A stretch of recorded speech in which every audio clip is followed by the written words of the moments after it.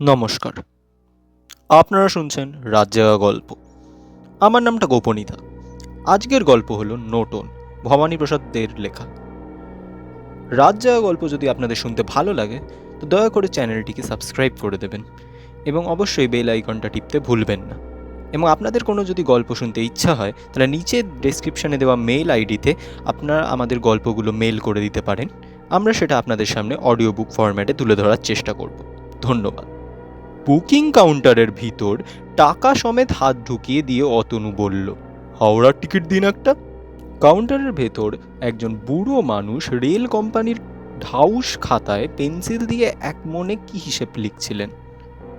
ভদ্রলোক তাঁর চশমার ফাঁক দিয়ে অতনুর দিকে এক নজর তাকিয়ে বললেন, হাওড়া যাবার গাড়ি 4 ঘন্টা লেট। স্টেশনের নাম রতনডিহি। নামেই মাত্র স্টেশন, তার না আছে বাঁধানো প্ল্যাটফর্ম, না আছে যাত্রীদের জন্য মাথার উপর ছাউনি। পোড়া কয়লা পুরু করে বিছিয়ে স্টেশনে তৈরি করা হয়েছে। তারই একধারে অ্যাসবেস্টারের ছাউনি দেওয়া একখানা ঘর।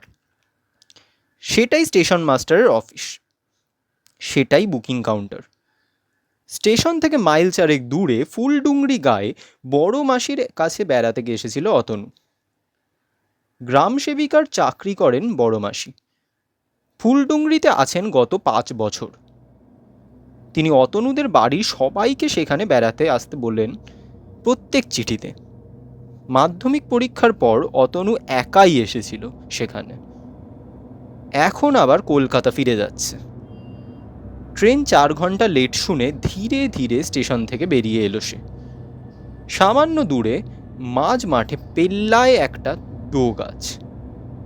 তার তলায় রুমাল বিছিয়ে অতনু বসে পড়ল। হেমন্তকাল, রোদ্দুরে মিঠে করা আমেজ, বাতাসে হিমেল মেজাজ। চারিদিকে মাইলের পর মাইল সবুজ ধান ক্ষেত, মাঝে মাঝে সোনালি ছোপ ধরেছে। ধান পাকতে শুরু করছে। গাছটার নিচে নাম না জানা এক সারি ছোট গাছ খইয়ের মতো সাদা ফুল ফুটেছে রাশি রাশি। কোথা থেকে বেশ বড় সড়ো একটা ফড়িং উড়ে এসে তাদেরই একটার উপর বসলো। ফড়িংটার গায়ের রং চকলেটের মতো, সোনালি ডানা জোড়ার উপর কালো রঙের সরু জালতি কাটা, আর তার চোখ দুটো সবুজ। ফড়িংটাকে ধরবার জন্য অতনু অতি সন্তর্পণে হাত বাড়িয়েছে। ঠিক তখনই তার পিছন থেকে কে যেন বলে উঠল, ফড়িং ধরছ? দুধ খাওয়াবে কোথা থেকে? অমন নির্জন জায়গায় মানুষের গলা শুনে রীতিমতো চমকে উঠল অতনু।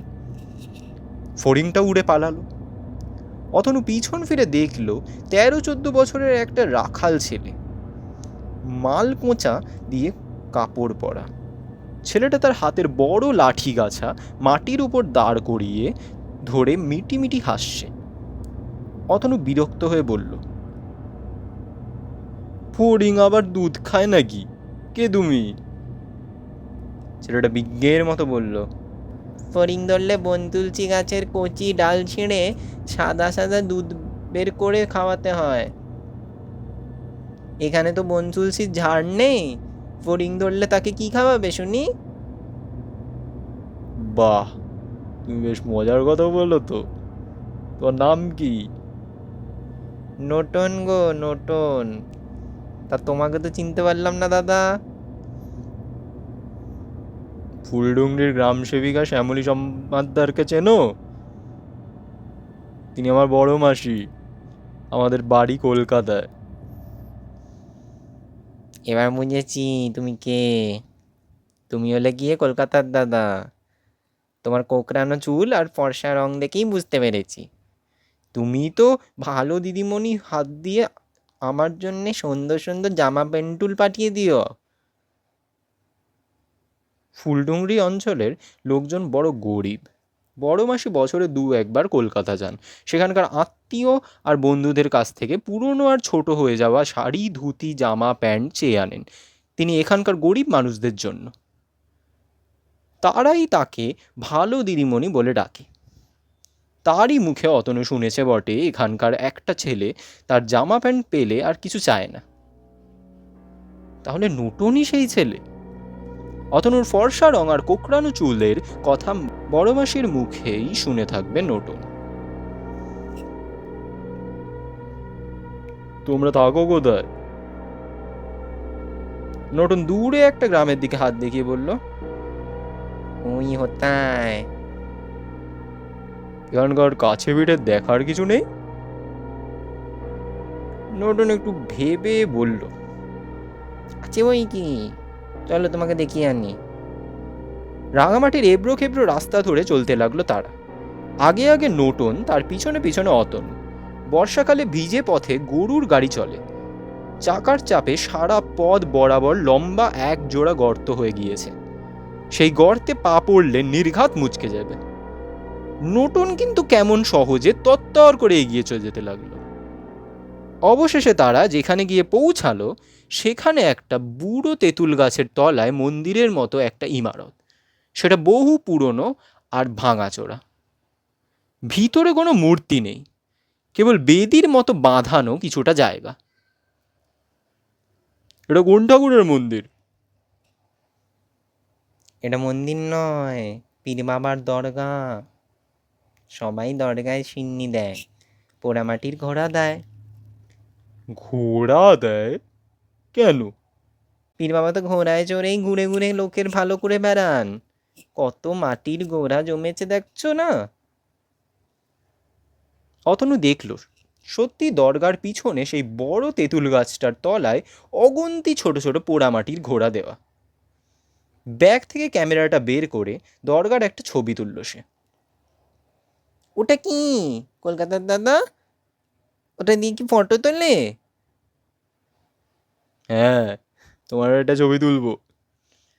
নোটন মহা খুশি, বলল, সত্যি আমার ফটো তুলবে তুমি? তাহলে তো একখানা তুললে। সেবার গাজনের মেলায় একখানা লোক ফটো তুলে দিচ্ছিল, আমার কাছে পয়সা কম ছিল। কত করে বললাম, যা আছে তাই নিয়ে একখানা ফটো তুলে দাও না বাপু। তা লোকটা সে কথা কানেই নিল না। নোটন হাসি হাসি মুখ করে ক্যামেরার সামনে দাঁড়ালো। কিন্তু ছবি তুলতে গিয়ে অতনু দেখল শাটারটা নামছে না। সে বলল, নোটন, ক্যামেরা খারাপ হয়ে গিয়েছে রে, ওদের ফটো উঠবে না। আমি খুব ভালো ছবি আঁকতে পারি, বরং চটপট তোমার একটা ছবি এঁকে দিই। নোটনের মুখের হাসি কোথায় মিলিয়ে গেল। সে চুপটি করে দাঁড়িয়ে রইল। অতনু ক্যামেরাটা ব্যাগের ভিতরে ঢুকিয়ে রেখে ছবি বই আর স্কেচ পেন্সিলটা বের করল। সেগুলো সব সময় তার ব্যাগেই থাকে। নোটনের মুখের একটি ছবি আঁকতে আঁকতে সে বলল, ভাগ্যিস ট্রেনটা লেট করলো, আর তাই তোমার সঙ্গে দেখা হয়ে গেল। আমারও তোমাকে দেখার খুব ইচ্ছা হতো। একটু থেমে সংকোচের সঙ্গে সে বলল, শীতকালে বড় কষ্ট পায়, কনকনে ঠান্ডা বাতাস। তুমি আমার জন্য একটা ছেঁড়া কোট পাঠিয়ে দিও ভালো দিদিমণির হাত দিয়ে। ছবিটা আঁকা শেষ হলে অতনু নোটনকে দেখালো সেটা। নোটন বলল, ওটা তুমি নিয়ে যাও, আঁকা ছবি ভালো লাগে না আমার। হাত ঘড়ির দিকে তাকিয়ে অতনু দেখলো 4 ঘন্টা সময়ের অনেকটা পার হয়ে গিয়েছে। সে বলল, নোটন, আর তো সময় নেই, চলো স্টেশনের দিকেই যাই। কিছুক্ষণ পরেই ট্রেন এলো। গাড়ি ছেড়ে দেওয়ার পর অতনু জানলা দিয়ে দেখলো স্টেশনের বাইরে একটা ন্যাড়া শিমুল গাছের তলায় নোটন দাঁড়িয়ে আছে। অতনু হাত নাড়ল। নোটন দেখতে পেল না, ট্রেনের গতি বেড়ে চলল। অতনু ফুলডুংরি থেকে কলকাতা ফিরে আসবার মাসখানেক বাদেই বড় মাসি হঠাৎ কলকাতায় এলেন। বেশিক্ষণ পড়াশুনো করলে তার চোখ দিয়ে জল পড়ে। ডাক্তার দেখিয়ে চশমা নিলেন। পড়ার ঘরে বসে অতনু একটা অ্যাডভেঞ্চারের বই পড়ছিল, আর বড় মাসি নতুন চশমা চোখে দিয়ে তার ছবি বইখানার পাতা উল্টে উল্টে তার টুকিটাকি লেখা আর আঁকা দেখছিলেন। একটা পাতায় পৌঁছে তার চোখ থেমে গেল। তিনি বললেন, আরে এইটা তো ঠিক নোটনের ছবি আমাদের। ওটা তো নোটনেরই ছবি, গত মাসে ফুলডুংরি থেকে ফেরবার পথে হঠাৎই আলাপ হয়ে গেল, ছেলেটা কিন্তু বেশ। পরমেশ অবাক হয়ে বললেন, তুই নতুনকে দেখবি কোত্থেকে? কত বছর শীতের সময় ঠান্ডা লেগে নিউমোনিয়া হয়ে মারা গেল বেচারা।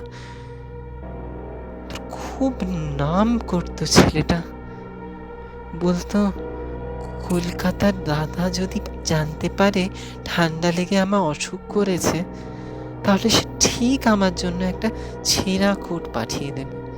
তোকে বলিনি বুঝি সে কথা?